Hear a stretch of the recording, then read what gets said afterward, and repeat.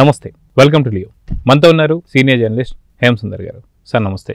నమస్తే అండి. సార్, కూలీ సినిమా ఏదైతే ప్రీ రిలీజ్ కన్నా ముందే బిజినెస్లో రికార్డులు బద్దలు కొడుతుందని చెప్పి వార్తలు వస్తున్నాయి. అయితే ఇప్పటిదాకా ఎన్నడూ లేనటువంటి ఒక బిజినెస్ వస్తుందని చెప్పేసి అయితే అంటున్నారు. దీనికి గల కారణాలు ఏంటి అంటే బాలీవుడ్ నుంచి కావచ్చు, టాలీవుడ్ నుంచి కావచ్చు, మిగతా అన్ని భాషల నుంచి తీసుకున్నటువంటి ఒక ప్యాడింగ్ ఆర్టిస్టులు అనుకోవాలా, లేదంటే లోకేష్ కనకరాజ్ సంబంధించినటువంటి సినిమా అని చెప్పేసి అనుకోవాలా, ఏమనుకోవాలంటారు?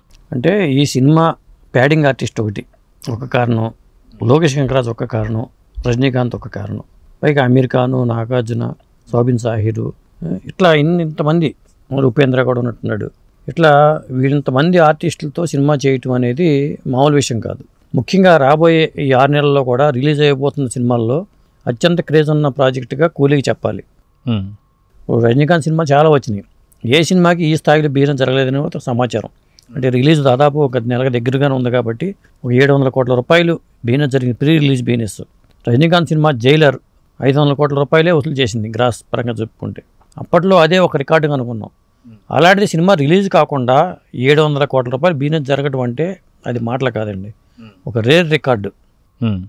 అయితే ఇది ఎలా చూడాలంటే, అంటే భాషల్లో కూడా, అంటే తెలుగులో కూడా ఇది కలెక్ట్ చేసినటువంటి కలెక్షన్ చాలా డిఫరెంట్. ఇది కూడా ఒక రికార్డు కింద చెప్పుకోవచ్చు అంటారా? అంటే తెలుగులో బిజినెస్ 52 కోట్లు అండి. రజనీకాంత్ సినిమాకి ఎప్పుడు అంత బిజినెస్ జరిగింది ఎప్పుడూ లేదు, అందులో సగం కూడా జరగల చెప్పాలంటే.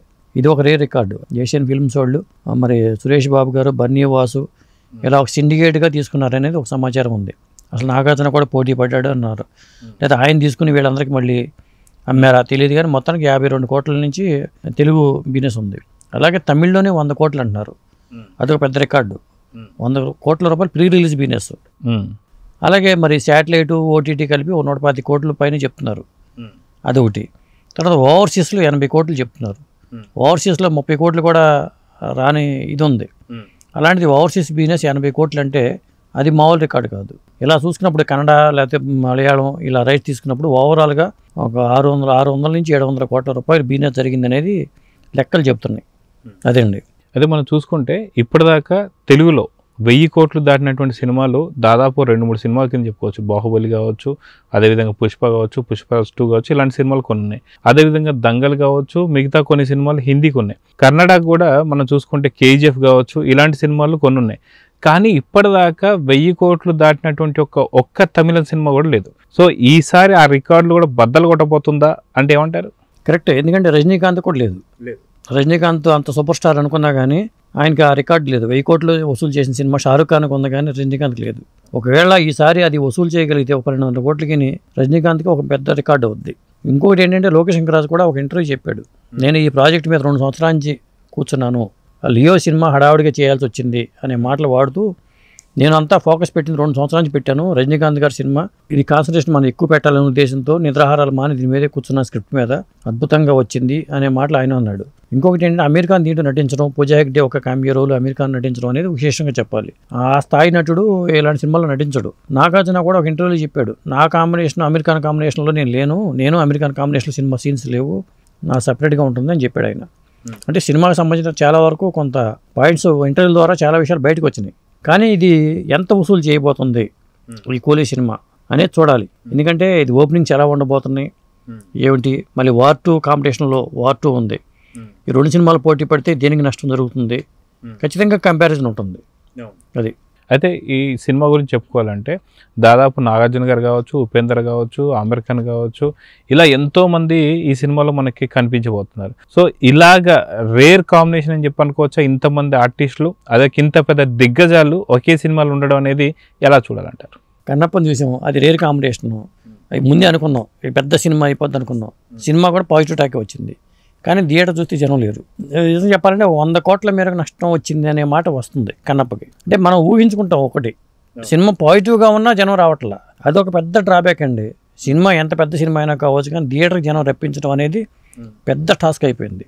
ఏ సినిమాకి వస్తారో, ఏ సినిమాకి రావట్లేదు జనం, ఎందుకు రావట్లేదు అనేది కూడా ఒక ప్రశ్న. నిర్మాతలకే అర్థం కావట్లా, జనం ఎందుకు థియేటర్కి రావట్లేదు అనేది పెద్ద డిస్కషన్ టాపిక్. అది దాని మీద మనం కూలంకషంగా మనం చర్చించాల్సిందే. అది మరి కూలీ సినిమాకి ఇదే పరిస్థితి ఎదురైతే ఏంటి పరిస్థితి?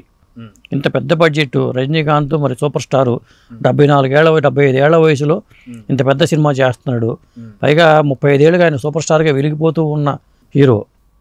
అలాంటి హీరోకి మరి ఇలాంటి పెద్ద ప్రాజెక్ట్ రావటం, ఈ సినిమా కలెక్ట్ చేసే రికార్డుల కోసమే ఎదురు చూస్తున్నారు అందరూ, ముఖ్యంగా రజనీకి ఫ్యాన్స్ కూడా.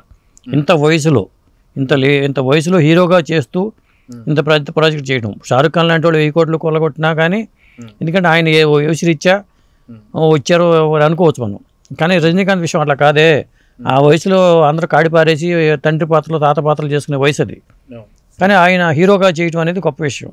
అంటే మనం కన్నప్పతో ఇప్పుడు రాబోతున్న కూలీని పోల్చుకోవడం ఎంతవరకు చూసుకోవచ్చు? ఎందుకంటే వాస్తవం చెప్తున్నట్టు అటు మోహన్ లాల్ గారు కావచ్చు, లేదా మనం చూసుకుంటే ఇక్కడ ప్రభాస్ కావచ్చు, అదేవిధంగా చూసుకుంటే మనకి శరత్ కుమార్ కావచ్చు, ఇలా కన్నడ నుంచి స్టారు అక్షయ్ కుమార్ కావచ్చు, ఇంతమంది పెద్ద పెద్ద ఆర్టిస్టులు ఉన్నారు. సో నిజంగా ఇక్కడ కూడా చూసుకుంటే మనకి ఆమిర్ ఖాన్ కావచ్చు, నాగార్జున కావచ్చు, ఇలాంటి స్టార్స్ అయితే ఉన్నారు. సో రెండు ఈక్వల్గా ఉంది. బట్ ఏది రిజల్ట్ ఎలా ఉంటుందనేది మనం చూసాం, కన్నప్ప రిజల్ట్ ఎలా ఉందనేది. సో కూలీ రిజల్ట్ అలా ఉండబోతుంది అనుకోవచ్చా, లేదంటే రెండింటికి అంటే ఇప్పుడు ఈ మధ్యలో వచ్చిన స్టార్స్ పెద్ద పెద్ద వాళ్ళు అంటే ఒకటండి, కన్నప్ప విషయంలో వాయిదాలు పడుతూ రిలీజ్ చేశారు. కూలీ విషయం అలా అనుకోలేదు వాళ్ళు ముందే చెప్పారు, మేము ఈ డేట్కి ఫలానా డేట్కి వస్తున్నామని. కాబట్టి అందరూ ప్రిపేర్ అయి ఉన్నారు కూలీకి సంబంధించి. డేట్లు మార్చుకున్న వాళ్ళకి ఆ ఎఫెక్ట్ పడుతుందేమో ఒకవేళ అలాంటి జరుగుంటే. జనం ఎందుకు రావట్లేదంటే డేట్లు పదే మార్చుకోవడం వల్ల ఒక అపనమ్మకం ఏర్పడిపోయి జనం థియేటర్కి రావట్లేదా అంటే రకరకాల కారణాలు ఉండొచ్చు. మరి అది కూలీ అదే టైం కూలీ రావడం, వార్ 2 రావడం, ఈ 2 సినిమాలు పోటీ పట్టడం, 2 సినిమాలు హిట్ అవ్వాలని మనం కోరుకుందాం. ఇండస్ట్రీ బాగుండాలంటే 2 సినిమాలు హిట్ అయ్యి 2 సినిమాలు జనం విరగబడి చూస్తే మనకు అది మంచిదే. కానీ అలా జరగబోతుందా ఆగస్ట్ అనేది? మళ్ళీ ఆగస్టు చిరంజీవి గారి బర్త్డే 22వ తారీఖు ఉంది. ఆ టైంకి ఏమైనా రాబోతున్నాయా? ఇట్లాంటి అన్ని అంశాలన్నీ ఉంటాయి. అయితే ఓవరాల్గా కూలీ సంబంధించి చూసుకుంటే ఒక మంచి అప్డేట్ కూడా అతి తొందరలో రాబోతుందని చెప్పి తెలుస్తుంది. సో దీని ప్రమోషన్ వర్క్స్ కూడా అంత పెద్దగా ఇప్పటిదాకైతే స్టార్ట్ అయితే చేయాలి. సో ప్రమోషన్ వర్క్స్ ఎప్పటి నుంచి స్టార్ట్ కాబోతున్నాయి ఏంటి అంటే ఏం చెప్తారు? ఏమో ఈ 14ని ట్రైలర్ రిలీజ్ చేస్తారేమో. ట్రైలర్ వస్తే కూలీ ట్రైలరు దాన్ని బట్టి మనం ఒక అంచనా రావచ్చు. ట్రైలర్ చూసి కానీ ఒక విధంగా ఇట్లా ఉండొచ్చు, సినిమా ఇలా ఉండొచ్చు అని. ఏదేమైనా ఆయనకి ఒక స్టైల్ ఉంది కాబట్టి రజనీకాంత్కి, ఆ స్టైల్ ప్లస్ నాగార్జున మరి కుబేరా ఎట్టగో ఆయన హిట్ అయింది కాబట్టి తెలుగులో హిట్ అయింది, తమిళ్లో ఫ్లాప్ అయినా. మరి కూలీ రేంజ్ ఏమిటి అనేది మనం చూడాలి. సో చూద్దాం సార్. ఖచ్చితంగా కూలీకి సంబంధించి మాత్రం చాలా పెద్ద ఎత్తున అయితే ఇప్పుడు ఆశలు కనిపిస్తున్నాయి. అదిగాక దీనికి థియరిటికల్ బిజినెస్ కావచ్చు, శాటిలైట్ బిజినెస్ కావచ్చు, ఒక రేంజ్లో ఉన్నాయి. సో చూద్దాం జరగబోతుందో. నమస్తే అండి.